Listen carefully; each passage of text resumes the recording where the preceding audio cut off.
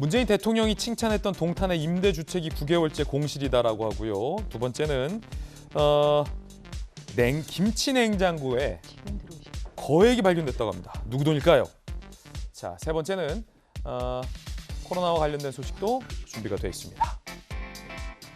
자, 오늘 핫삼 소식 짚어주실 강력계 형사 출신의 강력한 남자, 강한 남자, 법 전문가 박성매 변호사님 모셨습니다. 어서 오세요. 안녕하십니까? 자, 첫 번째 소식부터 좀 살펴보겠습니다.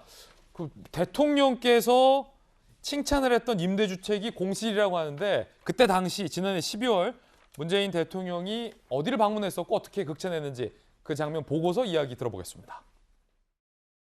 방이 좁긴 합니다만 애가 둘 있으면 위에 한 명, 밑에 한 명 이렇게 쓸 수가 있고요. 그러니까 신혼부부의 애 한 명이 표준이고 예. 어린애 같은 경우는 2명도 네네. 여러 가지 공간 배치가 뭐 진짜 아기자기합니다. 정말 그 젊은 신혼부부들 수고하는 사람들이 많겠는데요.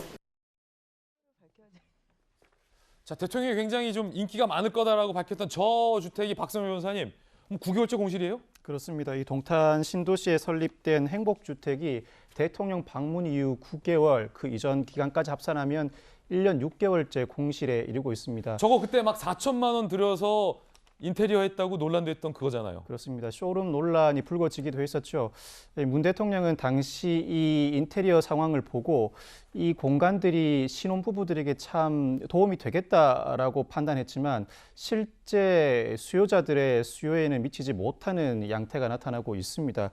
그 원인을 두고 여러 가지 말들이 나오고 있습니다만 기본적으로 그 면적이 상당히 좁다는 것입니다. 현재 4인 가족 최저 주거 기준이 43제곱미터인데 현실적으로는 아이를 낳기를 신혼부부들의 입장에서는 적어도 방 2~3개, 화장실 1~2개 정도는 더 있어야 한다는 입장을 보이고 있습니다. 물론 좁은 공간에서 신혼생활을 시작해도 좋겠지만 좀 더 쾌적한 환경에서 거주하고 싶은 것은 누구나 가지고 있는 욕망이고 좁은 건물 외에도 더 넓은 건물로 이전해 가면서 생활을 영위해 나가는 다수의 사람들이 존재하고 있기 때문에 이 기준 자체를 상향해야 할 필요가 있습니다. 당시 국토부 장관 내정자였던 변창흠 전 장관도 문 대통령과 이 현장을 방문한 자리에서 최저 주거 면적 기준을 높일 필요가 있다는 발언을 했지만 아직까지 그 개정 움직임이 나타나고 있지 않습니다. 더더군다나 동탄역 역세권이라고 하지만 상당히 거리가 멀어서 도보로 이동하기 어렵고 동탄역 주변에는 대형 백화점이 밀집해 있지만 정작 이 행복주택 주변에는 상권이 형성되어 있지 않아 수요자들의 입장에서는 선뜻 입주하기가 꺼려진다는 상황입니다. 그러니까 결국은 이 부동산은 박성매 변호사님 입지예요. 얼마 지하철에 가깝고 주요 도심에서의 접근성이 좋고 주변에 살기 좋은 인프라가 갖춰져 있는가가 입지인데 대통령께서 그거를 보고 못 받으셨는지 그때 당시 그냥 딱 인테리어 상황만 보고 신혼부부가 살기 좋고 인기 많을 것이다라고 얘기했는데 입지가 그렇게 좋지 않다. 그게 결국에는 이렇게 공실로 이어졌다는 말씀이신 거죠?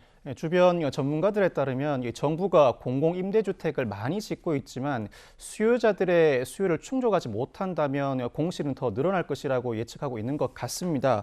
결국 입지가 그렇게 매력적이지 않을 뿐만 아니라 주거로서 장기간 거주할 수 있을 만한 공간이 확보되어 있지 않다면 현재 부동산 정책 과연 공급을 늘려 주택 시장을 안정화할 수 있을지 상당히 의문이 제기되는 상황입니다.